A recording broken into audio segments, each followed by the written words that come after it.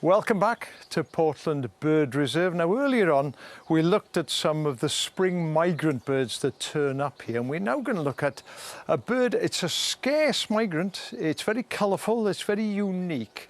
That's become something of a speciality here on Portland. I'm talking about the hoopoe.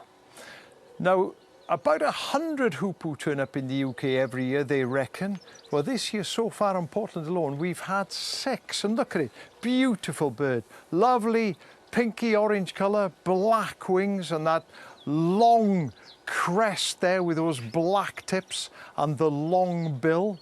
And earlier last year, I think they had 3 birds at exactly the same time. And 1 bird this year turned up at the local football ground, Portland United FC. I don't know if it's wearing the right colours, but look at that, isn't that brilliant? And often when they see hoopoe here, they turn up to feed on well-grazed fields, things like horse paddocks or lawns, areas that have been mown. They use that long bill to probe in the soil looking for invertebrates, and this one was at a cricket ground up in Yorkshire in 2000.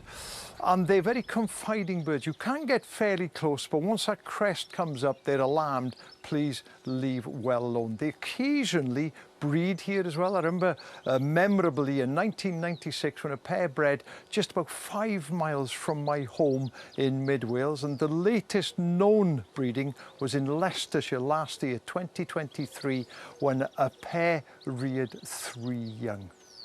Now birds have a special gland at the base of their tail. It's called the uropygial gland, and they use it to help preen their feathers.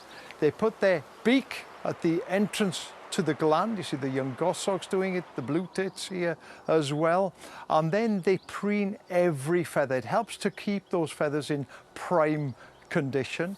But birds like cormorants will use it to help waterproof their feathers as well. It's vital, it's a really important gland. But in the hoopoe, it has other uses as well. Let me show you where it is. This is a cross section of a hoopoe here, and you see the uropygial gland there at the base of the back, just up at the top of the tail.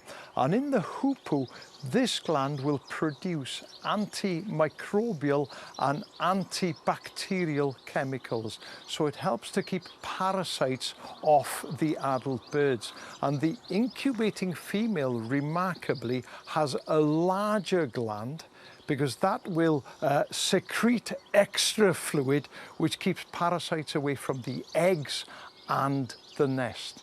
And remarkably, when the female is alarmed whilst incubating, she will secrete more, because the secretions absolutely hum.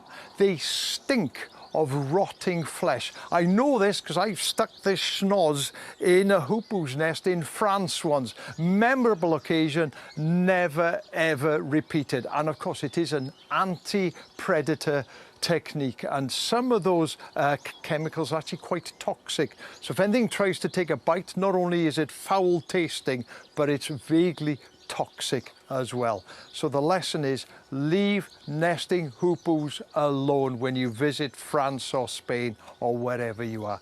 Cracking birds though.